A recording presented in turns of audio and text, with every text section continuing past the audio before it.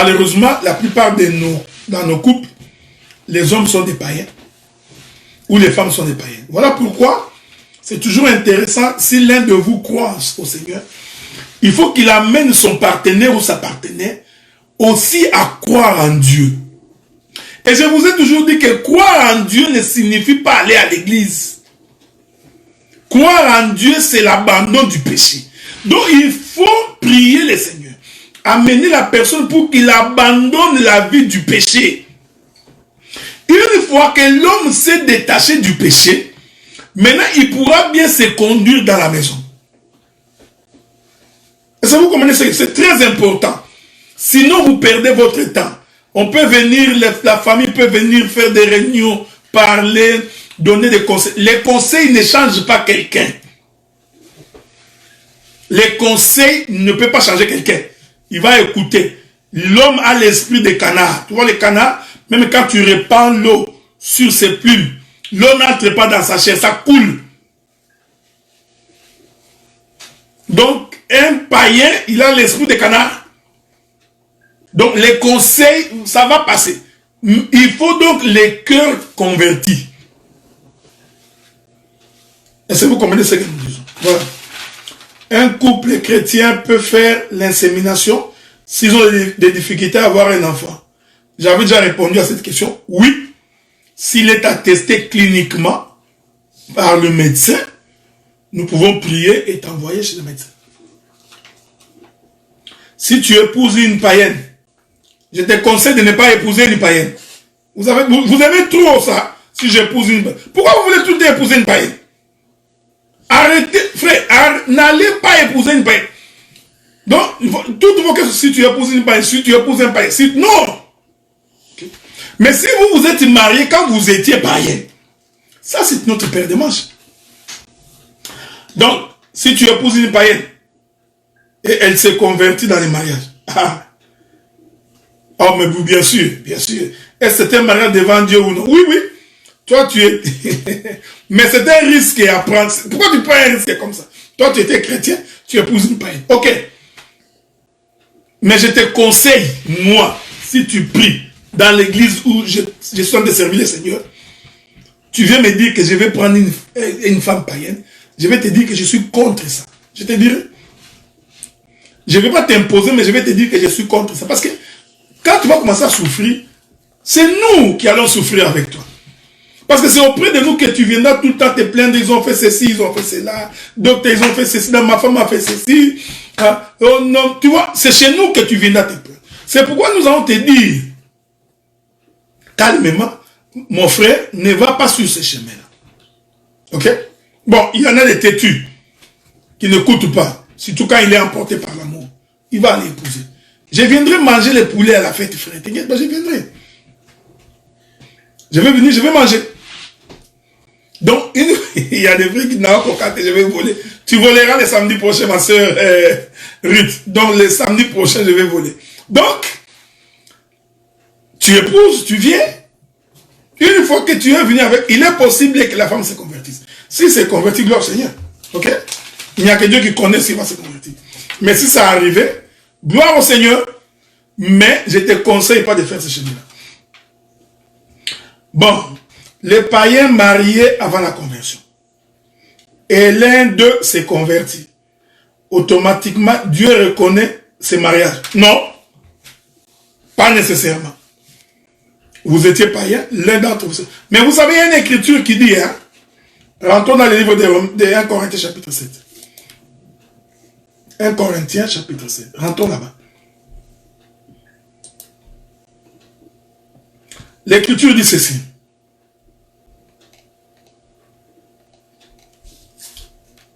La Bible dit, le verset 1 Corinthiens chapitre 7, le verset 16. Il est écrit. Car sais-tu, femme, si tu sauveras ton mari, ou que sais-tu, mari, si tu sauveras ta femme. Bon, tu vois? Donc, ici, Paul pose la question. Paul, c'est une question, hein? C'est une question. Ce n'est pas une affirmation. Paul dit, toi qui es chrétien, vous êtes mariés, vous étiez tous des païens. L'homme s'est converti, mais la femme ne s'est convertit pas encore. La Bible dit, tu continueras à prier, parce qu'on ne sait pas si au travers de toi, l'homme peut être sauvé. Ici, le salut n'est pas automatique. Ça veut dire qu'au travers de toi, l'homme peut avoir l'enseignement et se convertir aussi. Mais Paul pose la question, il dit, sais-tu? Tu vois? Donc, tu ne le sais pas parce que tu ne connais pas le lendemain. Donc, il est possible qu'en te convertissant, au travers de toi, que l'homme puisse se convertir. Je dis encore que pour qu'un homme païen puisse suivre sa femme, dans la majorité des cas, c'est lorsque le comportement et les attitudes de la femme convainc l'homme que cette femme ici est devenue chrétienne. Mais tu vas voir une femme zélée à l'église. Papa pasteur, je te respecte. Eh pasteur, notre pasteur. Quand elle passe au pasteur, elle s'agit. Mais devant son mari, elle est impolie. Tu vois, le mari, même si tu vas à l'église, il ne viendra jamais. Il ne croira pas à ton église là. Donc nous avons des femmes qui se sont converties, dit-on. Ils respectent beaucoup plus les hommes de Dieu dans leurs églises, mais sans respecter leurs maris, qui sont restés païens. Non. C'est ton comportement, ton attitude, ta manière de vivre, ta conduite peut interpeller la conscience de ton mari comme de ta femme pour que lui aussi, ou elle aussi à son tour, puisse se convertir. Voici une autre question. Est-ce que Adam avait un autre choix que Ève lors du constat de la désobéissance? Vous savez, c'est pas pour rien que Dieu a créé Adam, ou pour créer Ève, il a pris la côte dans le corps d'Adam. C'est pas pour rien. Et ça, vous comprenez ce que nous disons? Parce que je t'informe en passant que Adam a vécu avant Ève. Donc, Adam pouvait encore vivre sans Ève. Donc, Adam pouvait chasser Ève et rester seul. Mais ici, il y a tout un enseignement qui est caché. Il y a tout un enseignement. L'enseignement veut tout simplement dire ceux qui sont liés par le sang ne peuvent pas se séparer. Donc, la communion fraternelle peut être brisée, mais le sang continuera à circuler entre nous. Est-ce que vous comprenez? Dans un couple, il peut y avoir des conflits, il peut y avoir des mésententes, il peut y avoir des désaccords. C'est ce que moi j'ai dit, la communion fraternelle brisée. Mais puisque nous avons le même enseignement, puisque nous avons le sang de notre père Jacob, nous continuerons toujours à habiter ensemble. Et nous trouverons la solution à nos problèmes. Avec l'esprit de pardon et de la repentance. Est-ce que vous comprenez ce que nous disons? Donc, c'est ça le problème avec Adam. À quel moment Dieu considère qu'ils sont liés, les chrétiens, mariés, à la païenne? La question de Caïn va être sauvé, je ne réponds pas, parce que ce n'est pas une question qui nous concerne aujourd'hui. Ça va demander que nous puissions voler, comme me le demande la bien-aimée Ruth Lutunou. Ça va demander que l'on puisse voler dans les Écritures. Je vais encore faire 5 heures, ok? Et quand même pitié de moi, même Moïse, il allait mourir. Donc, nous répondons à cette question aujourd'hui, Seigneur. Le problème, c'est que l'Éternel Dieu voit la fin de la chose déjà à son commencement. Déjà, quand vous croyez que vous étiez marié, pour Dieu, vous n'étiez même pas marié. Vous comprenez ça? Donc, pour Dieu, vous n'étiez même pas marié. Donc, il a déjà vu ça avant. Il n'y a que nous qui pensons qu'ils étaient mariés. Donc, il y a beaucoup de ces mariages sur la terre que nous considérons qu'ils étaient mariés, alors que pour Dieu, ils n'étaient pas mariés. Je voudrais aller lire les questions de mon bien-aimé Edmond. Voici sa première question. Il faudrait savoir si la masturbation est un péché. J'ai dit d'abord, sans embâche, la masturbation est un péché parce qu'il répond au désir de la chair. Ok? Donc, c'est un désir de la chair que tu voudrais satisfaire. Voilà pourquoi tu passes par la masturbation. C'est très mauvais.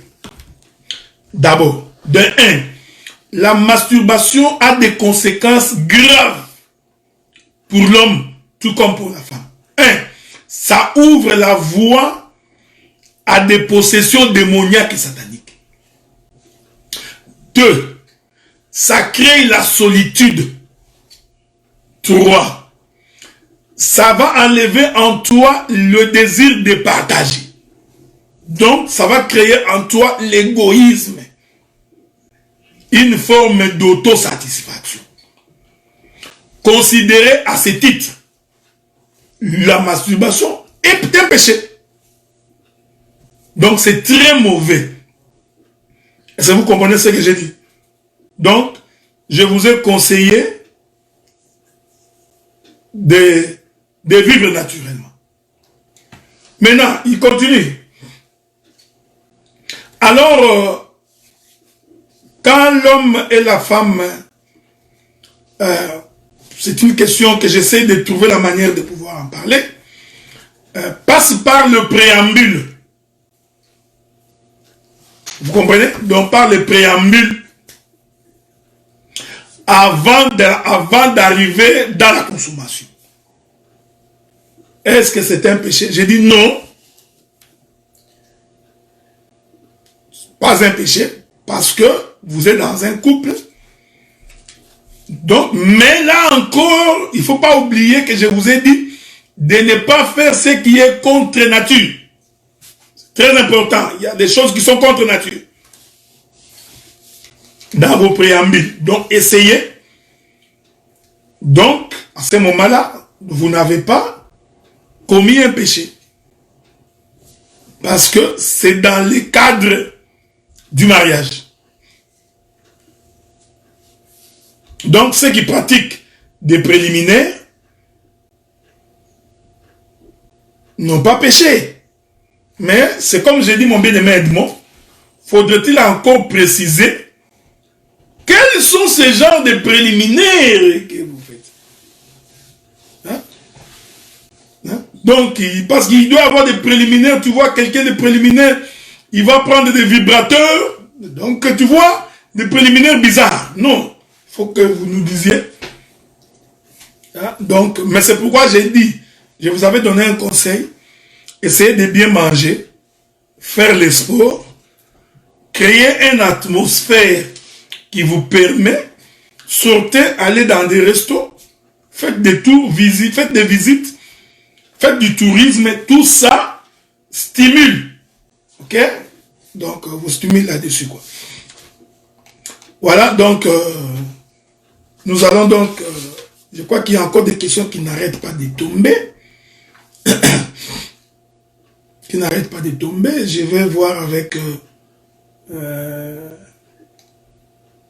je voudrais voir avec ma... Ouh, il y a quand même presque 1040 commentaires, vous êtes forts, hein? Bon, il y a encore des questions qui n'arrêtent pas de tomber. On continue à prendre des questions. On continue à prendre des questions. Il est vrai que l'homme doit s'occuper de la femme, mais dans le foyer, la femme doit participer financièrement ou pas. Bien sûr que oui. Nous allons lire une écriture, ok? Parce que beaucoup de gens ont toujours très mal compris ces écritures-là. Ça, c'est un conseil que je donne. Une femme qui ne participe pas dans un foyer, donc il a encore l'enseignement du Congo qui dit que le mari c'est un lit d'hôpital. Ça c'est très dangereux. Genèse chapitre 2 verset 18. L'Éternel Dieu dit, il n'est pas bon que l'homme soit seul, je lui ferai une aide semblable. Donc la femme est une aide. Donc la femme doit participer dans le foyer. Vous savez, ça c'est, je vous parle ici en tant que pasteur. Donc, vous pouvez vous trouver un temps, la femme travaille, l'homme travaille, mais vous avez le temps de rentrer à la maison, de vous occuper des enfants et de voir comment payer vos factures. Vous savez, dans les pays où nous sommes, dans les pays occidentaux, il est impossible que tu vives mieux seul, sans le soutien de ta femme ou de ton mari. Parce que même si tu travailles, déjà l'appartement lui-même va te coûter beaucoup d'argent. Quand tu vas compter avoir une auto, le financement de l'auto va te coûter beaucoup d'argent. Les assurances te coûteront beaucoup d'argent. L'internet, les téléphones, la télévision, tu vois. Donc, ça peut engloutir tout ton revenu. Voilà pourquoi les revenus de deux peuvent vous aider à d'abord à prendre en charge tous vos besoins familiaux et l'autre revenu pourra vous aider à épargner et aussi de quelquefois à vous taper des vacances. Donc, je crois que si l'homme aime sa femme et que la femme aime son mari, ils doivent donc conjuguer leurs efforts ensemble pour le bien-être de la famille. Ok? Donc, il faudrait éviter cette histoire que l'homme travaille, son argent, c'est pour sa famille. La femme aussi travaille, c'est pour sa famille. Ça, c'est quel genre de couple, frère? Ta famille, c'est ton mari. Ta famille, c'est ta femme. Donc, ta famille, ce n'est pas ton frère qui est resté là-bas. Parce que ton frère, là aussi, il a sa femme. Est-ce que vous comprenez ce que nous disons? Donc, je réponds directement à la question de la sœur Esther. Nous pensons que même les bisous c'est interdit avant le mariage. Ok? Donc ici, je parle des bisous, vous comprenez? Donc vous vous embrassez, non, on est des fiancés. Non, non, non, non, non. N'ouvrez pas la porte que vous aurez des difficultés pour fermer. C'est très important. Ok? C'est un conseil qu'il faut donner à nos enfants, garçons comme filles. C'est par sagesse. Ok? Donc, c'est pour éviter que nous tombions dans le péché. Voilà. Que les femmes aident leurs maris. Les maris également, soyez ouverts à vos femmes. Quand on est chrétien, c'est facile, frère. Le problème ici, même quand je parle comme ça, si l'un de vous n'est pas converti, ça ne marchera pas. Donc, la base de la vie en couple, la base de la paix dans une maison, c'est connaître Christ. Et c'est la conversion. Mais quand on ne connaît pas Dieu, nous pouvons parler comme ça ne sert à rien. Un frère qui n'a pas d'enfant peut marier une femme qui en a. Oui. Quand j'étais en train d'expliquer la nudité des parents, je vous avais dit qu'il y a une écriture qui dit « Tu ne découvriras pas la nudité de ta belle-fille, fille de ta femme. » Ok? Donc, déjà là, quand vous lisez cette écriture, vous comprenez que quelqu'un peut épouser une femme qui a un enfant. Vous comprenez? Donc, parce que nous sommes dans le monde, chacun a sa marche, chacun a son passé, chacun était ignorant, il a vécu, tout comme la femme peut aussi épouser un homme qui avait déjà des enfants. Maintenant, ce qui est dangereux, c'est lorsqu'on est dans un couple de chrétiens. Nous connaissons Dieu, et moi, je vais faire des enfants ailleurs. Là, nous disons que quelque chose ne va pas. Ou pendant qu'on est dans le foyer, la femme va faire des enfants. Vous comprenez? Mais Dieu ne tenant pas compte du temps d'ignorance, voyez-vous, le temps passé, il nous pardonne là-dessus. Voilà, j'ai répondu à la question. Alors, qu'en est-il des pasteurs qui se sont divorcés tout en disant être enfants de Dieu? Les deux personnes se remarient à d'autres personnes. Quel est leur sort? Ça, c'est une très belle question. D'abord, j'ai dit ceci. Un pasteur qui connaît Dieu, dont la femme aussi connaît Dieu, ne peut pas divorcer. Vous comprenez ce que nous disons? Donc, on ne peut pas entrevoir le divorce entre un homme qui connaît Dieu et une femme qui connaît Dieu. Malheureusement, la vie n'est pas ainsi faite. Nous avons deux hommes pasteurs qui connaissent Dieu, mais qui ont épousé des femmes qui ne connaissaient pas Dieu. Ça existe. Je vais donner un cas. Un homme de Dieu qui épouse une femme qui ne connaît pas Dieu. Mais, vous savez que peut-être vous croyez que la femme connaît Dieu. Vous apprenez que la femme est en train de sortir avec les frères de l'église. Est-ce que vous comprenez? Donc, vers les frères de l'église. Donc, ta femme dans ta maison,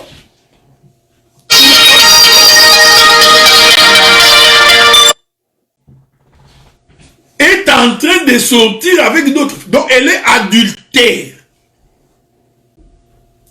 Dans la Constitution, une telle femme, adultère, elle est païenne. C'est une inconvertie. Dans cette hypothèse, on chasse la femme. Mais ici, il faut faire attention. Parce que quand tu chasses la femme qui est adultère, tu n'as pas péché. C'est une hypothèse. Maintenant, si tu la répudies pour tout autre motif que l'adultère, eh bien là, toi, tu as péché contre Dieu. Pourquoi? Parce que tu l'exposes, elle, à devenir adultère. Est-ce que vous comprenez ce que nous disons? Donc, répudier une femme pour tout autre motif que le motif d'adultère, tu l'exposes cette femme à devenir adultère. Parce que quand elle va aller vers un autre homme, elle devient adultère. Mais si la femme a été surprise en flagrant délit, le pasteur peut répudier cette femme. C'est l'écriture. Jésus dit, c'est à cause de votre incrédulité. Mais si la femme est répudiée, Moïse vous a dit, on peut répudier une femme pour cause d'adultère. Et je vous avais dit que la répudier, c'est ça même le pardon. Premier élément. Mais si, parce que quand je l'avais épousée, je n'avais pas beaucoup d'argent. Maintenant que le ministère a payé, j'ai un gros ventre, j'ai beaucoup d'argent. Je commence à trouver qu'elle n'est pas belle, qu'elle n'est pas bonne pour moi. Je vais me trouver une nouvelle, une jeune, une Kadogo. Alors, je trouve une raison pour la chasser. Un tel homme, je m'excuse, il est sur le chemin de l'enfer. Est-ce que vous comprenez ce que nous disons? Bon. Il y a une autre hypothèse. Les pasteurs, ça peut arriver aussi. Les pasteurs croient qu'il s'y connaît. Il va épouser une femme païenne. Ils vivent ensemble. Et un jour, le matin, la femme se réveille. Il dit, je ne veux plus de toi. Ils se séparent. Est-ce que vous comprenez ce que nous disons? Donc, quand nous sommes en face des chrétiens, c'est pourquoi vous savez, frère, c'est pourquoi j'ai toujours dit, la plupart de nos mariages, ce sont nos mariages. La plupart des relations que nous avions contractées, ce sont nos propres relations. Tu as trouvé une femme, tu l'as aimée, tu vas dans sa famille, tu donnes la dot, toi tu crois que tu t'es marié selon Dieu. Tu arrives dans le foyer, l'homme est impudique à mourir, adultère, la femme est adultère. Ça, c'est pas un mariage. Dieu ne peut pas donner à sa fille ou à son fils un cadeau empoisonné. Est-ce que vous comprenez ce que nous disons? Malheureusement, la plupart des choses que nous faisons, ce sont nos sentiments. Il y a même des gens pour se marier, ils ne prient même pas, ils ne prennent pas le temps de prier Dieu. Ils ne prennent pas le temps de regarder les critères, les caractéristiques pour un homme, pour une femme. Dès qu'ils voient un homme, automatiquement, il est tombé amoureux ou elle est tombée amoureuse. Maintenant, quand vous entrez dans la maison, vous vous rendez compte que cet homme ou cette femme n'a aucun respect de la parole. Il n'a aucune conscience des choses de Dieu. Dans cette hypothèse-là,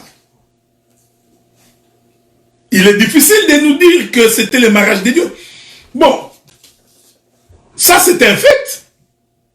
Un deuxième fait, c'est que beaucoup d'hommes de Dieu aussi se sont mariés par sentiment sans demander Dieu. Ça peut arriver, frère. Ça peut arriver. Vous comprenez? C'est pourquoi, quand on connaît Dieu, on prend le temps de prier le Seigneur pour que l'Éternel Dieu t'envoie la bonne femme. Et vous savez, le mariage tient aussi à beaucoup d'éléments. Le mariage tient à la manière dont nous nous comportons mutuellement, du respect que nous nous donnons mutuellement, de la manière dont nous sommes en train de nous entraider mutuellement. Tous ces éléments constituent des éléments pour tenir un mariage. Quand un homme n'a pas le respect de sa femme, il sort quand il veut, il rentre quand il veut. Tu fais ça pendant des années. Eh bien, à un moment donné, ça prouve que tu ne connais pas Dieu.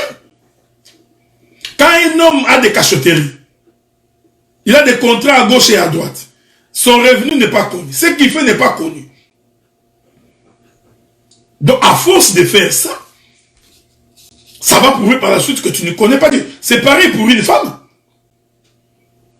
Donc, vous comprenez que je continue à dire, à insister, que les problèmes se trouvent dans le cœur converti. C'est ça. C'est pourquoi tous les prédicateurs de l'évangile, tout ministre de la parole, doit enseigner le peuple la crainte de Dieu. Il faudrait que tous nous apprenions à craindre Dieu. Parce qu'une fois que nous avons appris comment craindre Dieu, même nos mariages vont vivre en paix.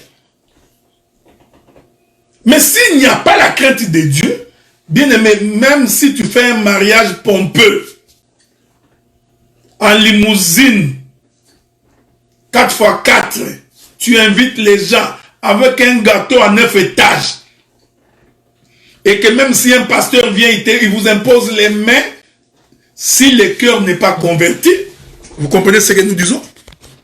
Ce mariage-là est voué à l'échec. Donc, ce n'est pas un mariage de Dieu. C'est pourquoi j'ai dit, et j'insiste, pour dire, il y a aussi un autre élément. Beaucoup des hommes qui se disent pasteurs, ils ne le sont pas vraiment. Vous comprenez ce que je dis? Beaucoup, ils ne le sont pas vraiment. Il n'est pasteur que de nom. Il ne craint pas Dieu. Il ne craint pas les péchés. Il est envieux, adultère et impudique. Ça, c'est une autre paire de manches. Est-ce que vous comprenez? Nous avons des hommes de Dieu qui ont épousé des femmes. La femme devient extrêmement jalouse. Mais vous savez, frère, quand la femme devient jalouse, c'est parce que la femme s'inquiète de son mari. C'est parce que la femme elle-même doute que cet homme peut rester fidèle. C'est pourquoi elle est jalouse. Vous savez, quand la femme est rassurée que l'homme craint Dieu, connaît Dieu, il n'a donc pas de raison d'être jalouse. Bon, je vais finir bientôt.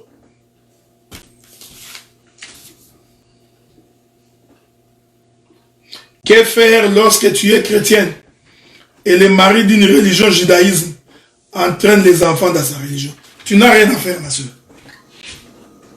Tu feras quoi? Mais tu as épousé un judaïste. Et comme tu as épousé un judaïste, tu dois te soumettre à la loi. C'est ça le problème, ma soeur. C'est ça la difficulté. Donc, avant de l'épouser, tu devrais te rassurer. Est-ce que tu crois comme lui? Tu as la même confession. Si tu n'as pas la même confession, je te donne un conseil. Ne l'épouse pas. Ok? Ne l'épouse pas. Ne viens pas nous dire par la suite que je vais divorcer. Non. Tu ne peux pas divorcer pour ça. Ok? Tu n'as rien à faire, ma soeur. Prie. C'est un conseil que je te donne. Prie le Seigneur. Le Seigneur t'aidera. Les voies de Dieu sont insondables. Si Dieu veut que vous vous sépariez, ne t'en faites pas. Dieu va vous séparer. Il vous séparera dans la paix. et dans la tranquillité. Mais tu n'as absolument rien que tu puisses faire. J'ai encore des questions? Bon, en tout cas, donnez-moi encore un verre de jus. Vous êtes fort, hein? C'est parce que vous ne parlez pas, hein? Vous ne faites qu'écouter. Bon.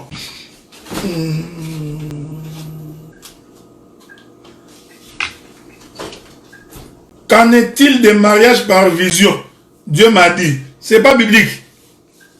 Ok? Il n'y a pas de mariage de vision.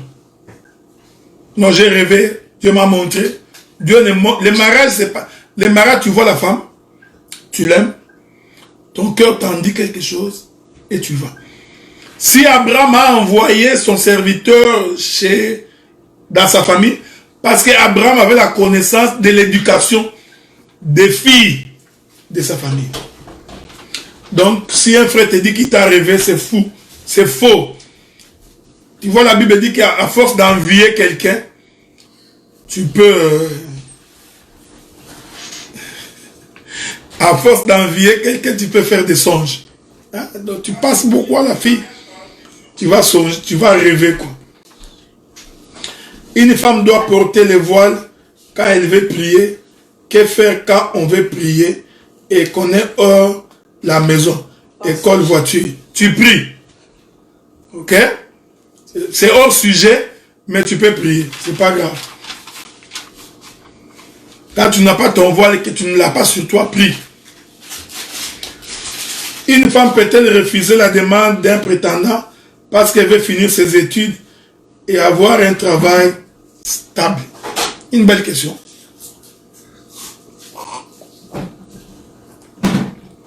Bon.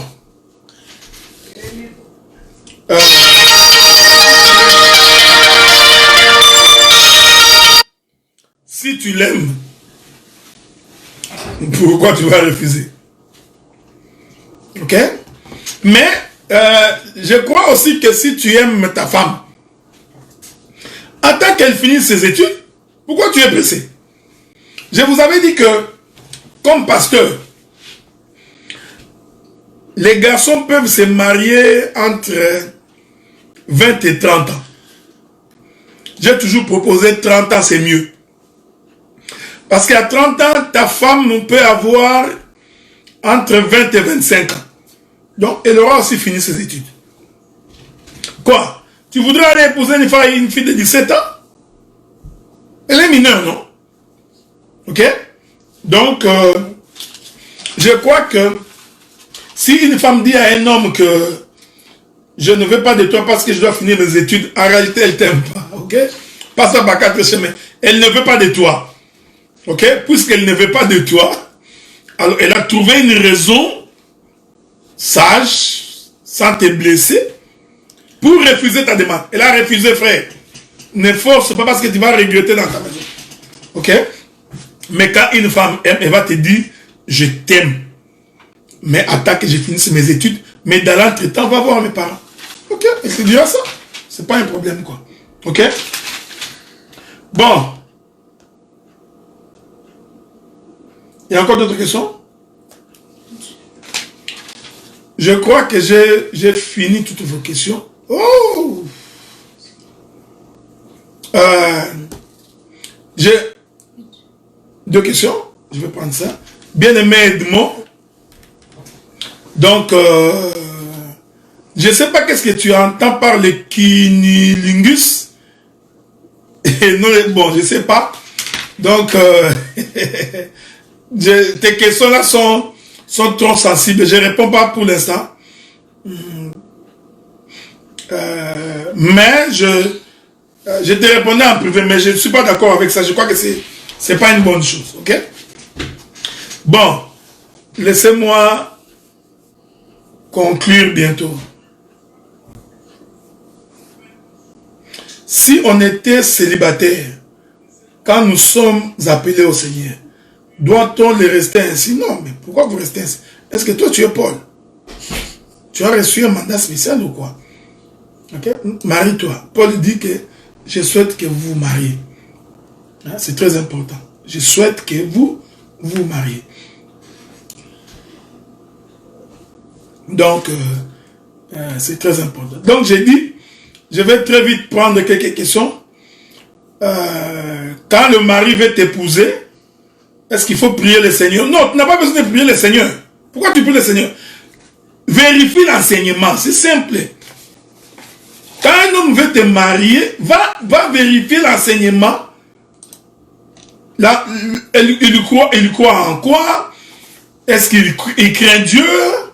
Est-ce qu'il a l'enseignement de prendre la... Vérifie tout ça. Ok? Parce que si tu vas demander à Dieu, tu vas nous dire que Dieu t'a dit, alors que deux fois, ce n'est pas que Dieu qui t'a dit ça. Bon, je crois que j'ai fini toutes vos questions, à mon avis. Nous avions parlé pendant 3h40, ce qui était beaucoup. J'ai fini. Donc, il est vrai, c'est vrai que on ne peut pas finir toutes les questions. Toutes les questions. Mon bien-aimé, tes questions sont trop intimes. Voyez-vous, c'est pourquoi, des fois, je préfère ne pas répondre à certaines de tes affirmations. À ce titre-là. Donc, voilà, j'avais organisé cette tribune, c'est-à-dire les ministres face au peuple en ce qui concerne les questions du mariage, des dots, des enfants. Il est vrai, on ne peut pas finir le thème. Donc, il y aura d'autres ministres qui pourront toujours revenir. Bien-aimé Atipo, Mimiche, vite fait, quelle est ta question? Je vais répondre à cette question-là. Si le Seigneur nous prête vie. Donc,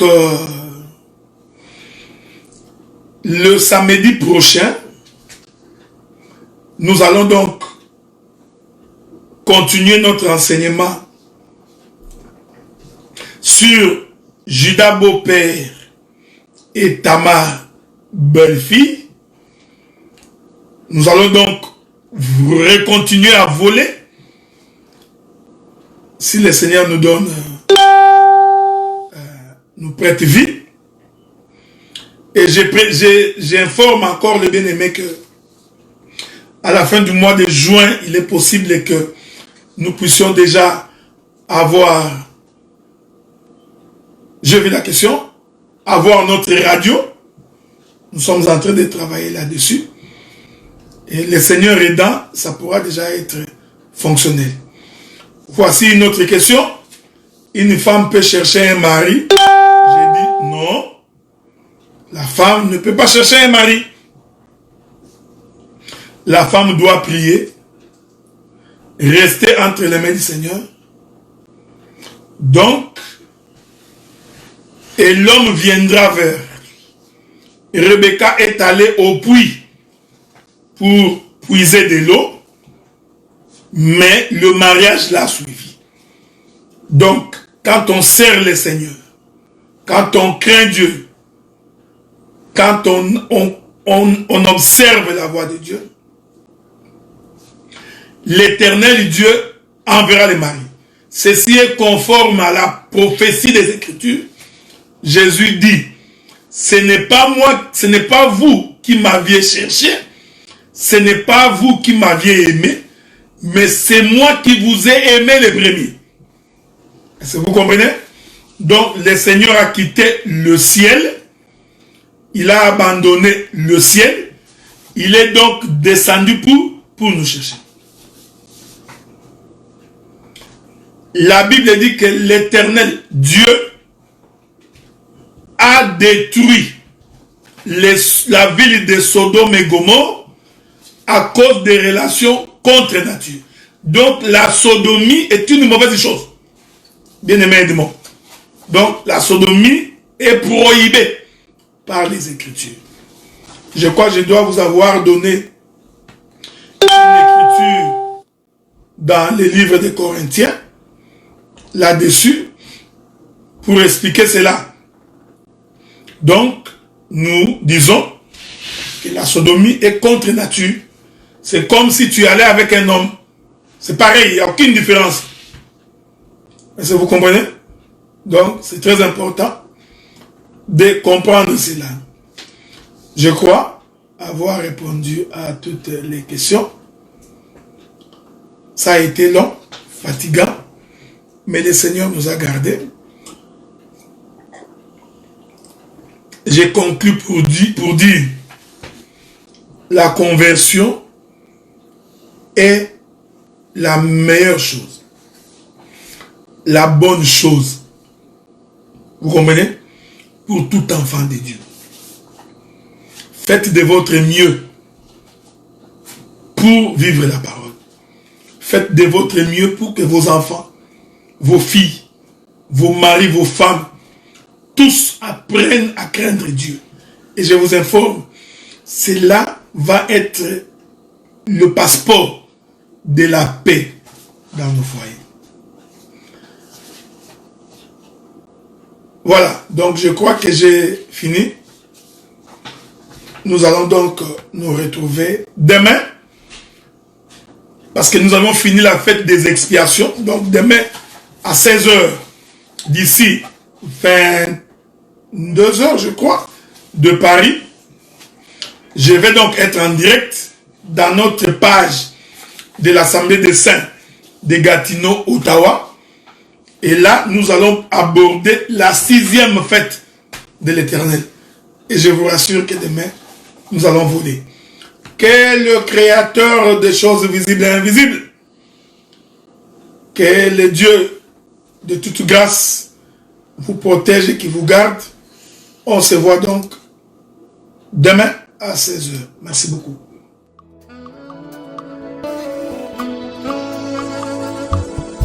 Mokolo na suka, mokolo na somo. Mokolo na suka, mokolo na pasi. Mokolo na suka, mokolo akolela ye. Mokolo na suka, mokolo na somo. Mokolo na suka, mokolo akolela ye. Mokolo na suka, mokolo na somo. Mokolo na suka, mokolo na pasi. Okoluka biloko, biloko ekozala te.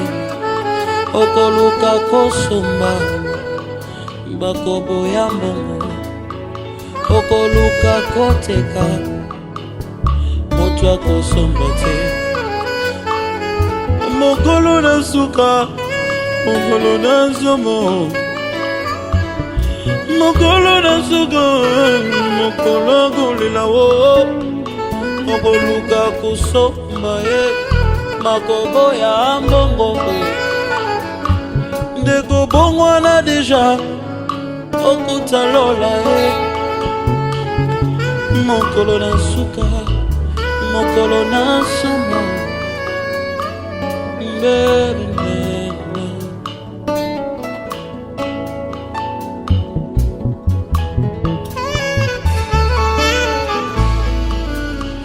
Kolo kolo yeah, kolo.